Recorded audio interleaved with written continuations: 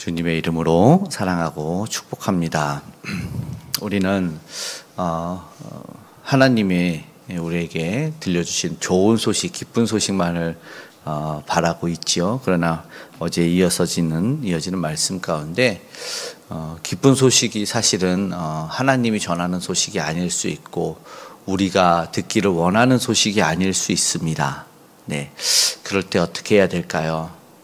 내가 원하는 소식을 못 듣고 있어.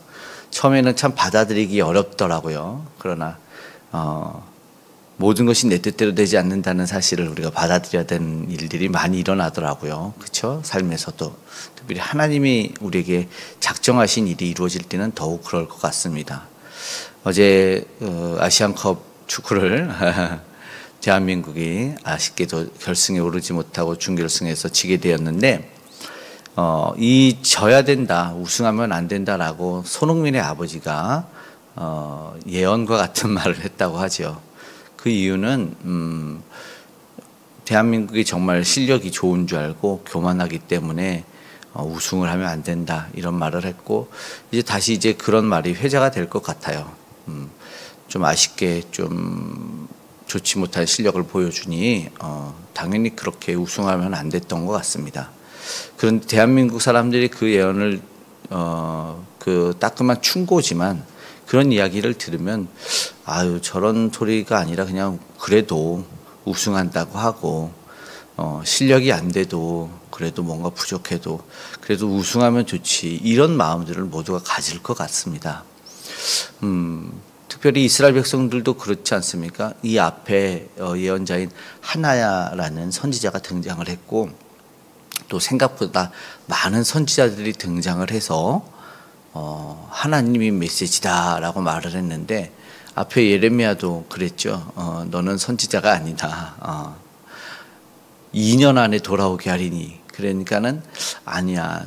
하나님의 뜻은 거기서 집도 짓고 텃밭도 일구고 결혼도 하고 자식도 낳고 살아야 돼. 70년이라는 세월이 지나야 된다. 그런데 이런 말을 들으면 하나님의 뜻과 우리가 원하는 답이 다르고 그러면 이런 것을 볼 때 우리는 어떻게 생각을 해야 되냐 이거죠. 사실상 받아들이기 어렵더라도 이때 오늘 우리를 스스로 점검할 수 있는 기회가 될 것입니다. 하나님의 뜻이라면 우리가 내 뜻과 달라도 정말 순수하게 받아들여야 되나? 그리고 그것이 내 믿음을 점검할 수 있는 기회가 되는구나. 그리고 진정한 하나님의 사람이 말을 하면 어떠한 상황이라도 그것을 순종하여 겸허히 들을 수 있어야 되는 나인가라는 것. 그리고 또 나를 미혹하게 하는 말들이 분명히 존재하는데 이것을 어떻게 분별할 수 있을까?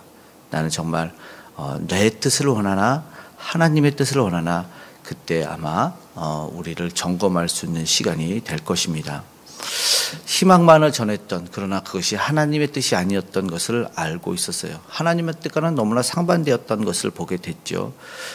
그런데 많은 말씀을 하더라도 정말 중요한 것은 하나님의 뜻입니다.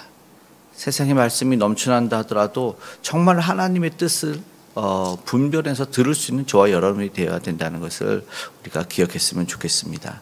내 입맛이 아니라 내가 원하는 것이 아니라 하나님 입맛에 하나님 뜻대로 되는 그 말씀에 오늘 우리는 순종할 수 있기를 간절히 원합니다. 그것이 선지자를 일으켰느냐 사실 15절에 시작되는 말씀에 어쩌면 하나님이 그 말에 좀 약간 비꼬는 말인 거예요. 우리를 위해서 바벨론에서 선지자를 일으키셨느냐 이런 거는 절망적인 것에서 사실은 선지자가 필요가 없지 않겠습니까? 좋은 소식을 줘야 되는데 지금 상황에 너무나 위로가 안 되고 차라리 긍정적으로 살아라. 좋은 말 해주고 우리가 힘을 내고 용기를 내라. 이런 말을 원하지 왜 어떻게 이런 말 하냐. 우리는 마치 이 말을 듣고 기분 안주하는 것 같습니다. 그런데 이제 16절 말씀부터 18절에 보니까 하나님께서는 그 뜻이 분명합니다. 기근과 전염병, 칼과 기근과 전염병을 보내겠다. 비유하는 것도 상하여 먹을 수 없는 몹쓸 무화과 같게 하겠다. 우리 17절에 이렇게 말합니다. 분명하게 하나님께서는 쫓아내서 저주와 수모의 대상이 되게 하겠다. 이렇게 말씀을 하고 있는 것을 봅니다. 이것은 사실은 처음부터 하나님이 계획하셨던 거죠. 왜냐하면 저들이 문제가 있었기 때문입니다. 그러니까 하나님이 첫 목적이 그렇게 해서 너희가 고치고 돌아오게 하는 것이 목적이었지, 처음부터 너희를 괴롭히는 것이 목적이 아니지 않았습니까? 사실 하나님의 입장에서도 손해보는 느낌이 있어요. 하나님의 자기들이 사랑했고 구원했던 백성들을 쳐야 됐으니 아무것도 모르는 이방 사람들은 왜 자기 자녀를 저렇게 때리고 혼낼까? 이런 생각을 하게 될 텐데, 그리고 여호와 영광이 드러나는 그 성전에 모든 기물이 바벨론으로 옮겨갔으니 하나님은 사실은 그것과 상관없는데, 그러나 믿지 않는 이들의 입장에서는 저 신은 참 신이 아닌가 보다, 이런 생각도 할 수 있는 거고, 그래서 하나님의 입장에서도 좋지 않았지만 그런 심판을 이렇게 단행하셔야 됐던 이유는 사실은 하나님이 저들에게 무서운 분이라는 걸 보여주기보다 저들을 고쳐야 했다는 이유가 있습니다. 어떤 이들은 이 하나님이 조금 무섭게 해서 아프거나 병들거나 문제가 나면 되게 두려워하고 겁을 먹고 다시는 안 할게요 하고 이 죄악에서 손을 떼죠. 그러나 하나님이 좀 잠잠하다 싶으면 다시 손을 대는 경우들이 있어요. 끊었던 것들, 참았던 것들을 자기가 나름 했던 것에서 다시 손을 대요. 그러다가 더 크게 하나님한테 혼나는 경우가 있잖아요. 쉽게 그렇게 말하죠. 근데 그 하나님의 사랑이겠죠. 그렇게만 해준다면. 진짜 사랑하지 않으면 내버려 두시지도 않을 겁니다. 마음대로 더 버릴 거죠. 예. 그러면 결국 그 아픔과 죄악과 징계가 누구 때문이냐면 사실은 우리 때문이라는 거예요. 이스라엘 백성들이 지독하기 때문에 그렇습니다. 결국 지독한 우리에게 하나님은 지극한 사랑을 보여주시는 거죠. 오늘 우리가 생각해 보고 싶은 게 그거예요. 지독한 우리, 그러나 지극한 하나님이라는 것을 우리가 다시 한번 묵상했으면 좋겠습니다. 하나님의 뜻이 그랬기 때문에 그렇습니다. 여전히 순종하지 않는 그 완악한 마음이 우리 안에 있는지를 되돌아보고 하나님이 원하시는 것에 결단하여 돌아설 수 있는 모습이 있어야 되기 때문이죠. 하나님의 말씀을 듣지 않았기 때문에 19절에서부터 얘기하지 않습니까?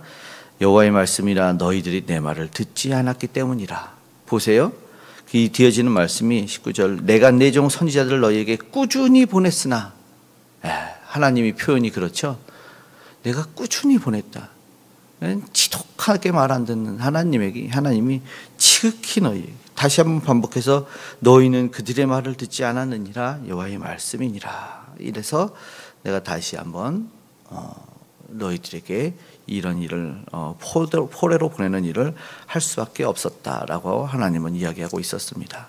다시 한번 지극한 하나님의 사랑을 깨닫고 그 하나님의 사랑을 알게 된다면 우리는 어떻게 살아야 될까? 오직 하나님을 기쁘시게 하는 그 뜻대로 순종하며 살아야 될 줄로 믿습니다. 21절에서 23절에 이어지는 말씀 속에서도 사실은 거짓 예언하는 자들은 인기가 있는 거예요. 예. 여기서 말하는 사람들이 이렇게 되길 원하노라. 사실은 하나님께는 인기가 없어요. 하나님은 인기가 없죠. 바울이 그러나 오늘 이런 여기가 똑같지 않습니까? 복음을 전하는 자들이 사실은 다 찔리는 말이고 듣기 싫어요. 그러나 거짓 복음을 전달할 때 사도 바울이 강하게 갈라디아서 얘기해요. 내가 하나님을 좋게 하랴 사람을 좋게 하랴. 내가 사람을 좋게 하는 것은 내가 정말 하나님의 종이 아니니라. 이 아주 강하게 얘기하고 뭐 거기에만 이야기하는 것이 아니라 내가 사람을 기쁘게 하는 사람이 되지 않기를 원한다. 하나님을 기쁘게 하는 인생이 되기 원한다. 에베소서에도 골로새서도 그렇게 얘기하고 강조하고 있어요. 참된 복음은 어쩌면 배척을 받고 듣기 처음은 어려운 것 같습니다. 그러나 우리가 알지만 그것이 이 쓴 하나님의 말씀이 우리에게는 양해하게 된다라는 것을 기억했으면 좋겠습니다. 눈 감을 힘으로 신앙생활하는 것이 아니라 참되게 하나님이 기뻐하시는 모습으로 우리가 신앙생활하며 나아갈 수 있기를 간절히 소망합니다. 그렇게 될 때 우리는 말과 행동이 진짜 본이 되는 아름다운 신앙인이 될 줄로 믿습니다.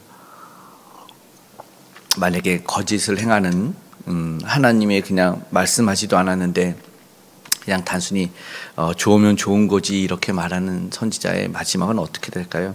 하나님이 그것을 알고 있는데 24절에 또 한 사람이 등장합니다. 스마야, 느헬람 사람 스마야에게 이같이 그는 오히려 이 예레미야 선지자를 책망하지 않겠습니까? 그 말씀이 완전히 대치가 되잖아요. 그러니까 저들에게 편지를 써서 얘기를 하면서 야 어찌하여 너희는 선지자 노릇하면서 그 아나도 사람 예레미야를 책망하지 않냐고 27절에 뭐라고 합니다. 사람들에게 대신해서 편지를 보내면서 야 예루살렘에 남아있는 사람 저들의 이제 지도자들이 왜 저런 예언하고 있는데 너희는 그대로 그냥 가만히 두고 있냐 오히려 이렇게까지 얘기하고 있는 것이죠.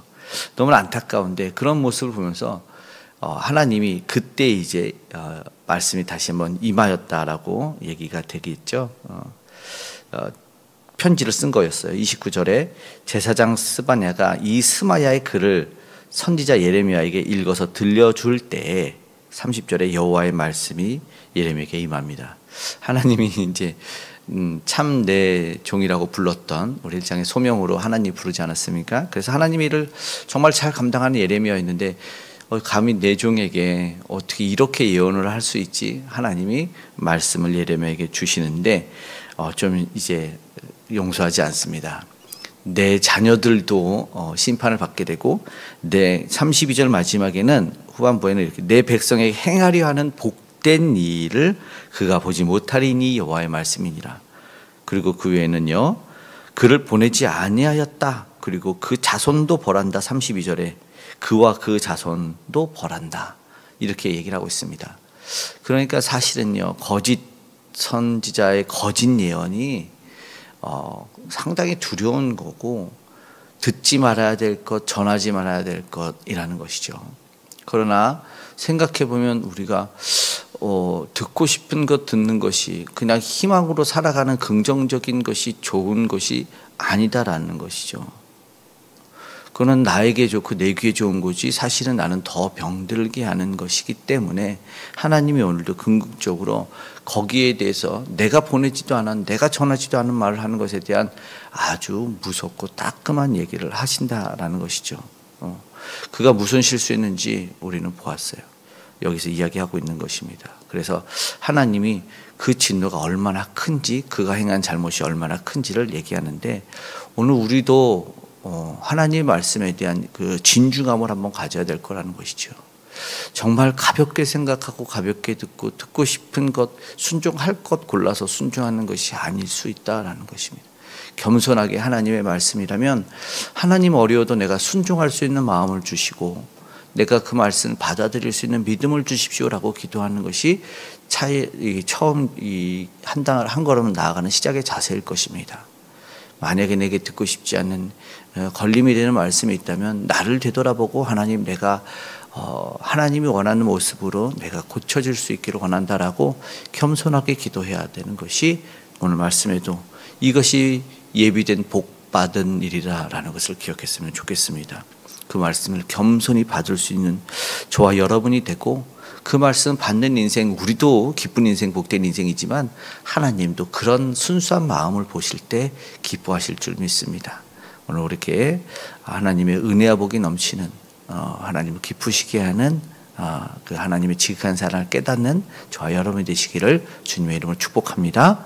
아멘. 기도하겠습니다. 사랑의 하나님 감사합니다. 하나님 우리는 지독하지만 하나님은 지극하셨습니다. 다시 한번 그 놀라운 은혜와 사랑을 알고 깨닫길 원합니다. 주님 아버지 우리에게 겸손한 마음을 허락하여 주시옵소서. 이제 다시 한번 그 교만으로 아버지 내가 아니란 마음으로 아버지의 말씀을 듣지 않게 도와주시고 왜 순수한 마음으로 아버지 나를 돌아보는 마음으로 아버지 하나님 말씀 받을 수 있는 우리 모두가 되게 도와주시옵소서. 그래서 우리에게 구원이 오는 것이 아니라 우리 소망 가운데 죄악은 내버려 두고 그저 복받기를 원하는 인생 잘못되지 않게 도와주시고 오직 겸손히 주님이 기뻐하지 않는 것을 내려놓고 회개하며 아버지 하나님이 기뻐하는 모습으로 나아갈 때 허락하신 은혜와 복 받을 수 있도록 도와주시옵소서. 참된 생명이 참된 복음이 주님에게 옴을 우리가 고백합니다. 오늘도 말씀을 주시니 감사합니다. 겸손히 받게 하시고 우백성 주님의 말씀 듣지 못한 이들이 다시 한번 겸손히 주의 말씀 듣고 하나님 기뻐하는 그런 자녀들로 복된 사람들로 될 수 있도록 도와주시옵소서. 세계 많은 어려움과 아버지의 기근도 위험도 있습니다. 하나 둘 제하시고 아버지 하나님, 테러의 위험도, 전쟁의 위험도 아버지 하나님 모두 사라지고 온전히 주님 앞에 하나님이 기뻐하는 모습들로 우리가 나아갈 수 있도록 도와주시고, 하나님의 행하신 일이라면 겸손히 받을 수 있는 우리가 되게 하여 주시옵소서. 이 나라의 민족을 사랑해 주시고 하나님이 도와주시는 은혜 가운데 선교 대국으로 다시 한번 쓸 수 있도록 역사하여 주시옵소서. 폭력의 우상이 무너지고 아름다운 복음의 통일이 일어날 수 있도록 주께서 도와주시길 원합니다. 하나님의 능력이 오늘 우리 모두에게 임함에 말씀이 살아있는 민족으로, 말씀에 순종하는 민족으로 복받은 인생이요, 특별히 우리 귀한 다음 세대가 그 말씀에 순종할 수 있는 자들 다 될 수 있도록 도와주시옵소서. 오늘도 주님 앞에 간절한 기도의 제목으로 나아갑니다. 그러나 하나님께서 허락해 주시고 응답해 주시기를 소망합니다. 가장 좋은 것, 선한 방법으로 허락하여 주셔서 오늘도 주님의 은혜와 사랑을 깨닫게 하여 주시길 원합니다. 아픈 이들이 나을 수 있도록 도와주시고, 아버지는 간절한 아버지 그 기도의 제목으로 아버지와 깨졌던 관계도 회복되고 아버지 신앙이 다시 한번 우뚝 서 일어날 수 있도록 도와주시기 원합니다. 공동체와 교회, 가정, 그 기업에 은혜를 주시길 원하고, 오늘도 동행하신 은혜로 안전으로 우리 사랑하는 성도님들 하나님 지켜 보호해 주실 줄 믿습니다. 오늘도 동행하여 주시옵고 함께 하실 줄 믿으며 고마우신 예수님의 이름으로 기도드리옵나이다. 아멘.